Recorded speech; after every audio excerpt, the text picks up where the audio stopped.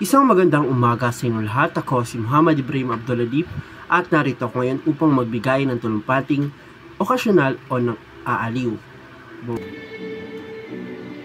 Sa araw na ito, isang makabuluhang pagbati sa ating tagumpay at pagtatapos sa senior high school.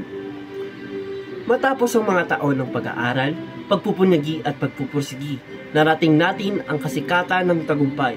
Ang araw na ito ay hindi lamang pagwawakas ng isang yugto, kundi ang simula ng isang bagong kabanata sa ating buhay. Sa bawat araw ng pag-aaral, tayo ay nagpakita ng tapang, tiyaga at determinasyon upang abutin ang ating mga pangarap. Ang diploma na ating tinatanggap ay hindi lamang papel, kundi simbolo ng ating husay at tagumpay sa ating mga pagsubok.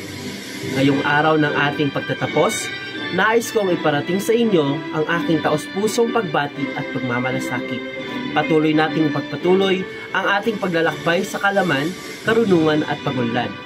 Naway ang ating mga pangarap ay patuloy na magbunga at magbigay ng inspirasyon sa iba. Binabati ko kayo sa ating tagumpay. Mabuhay ka at patuloy na ipagmalaki ang iyong mga narating. Slay!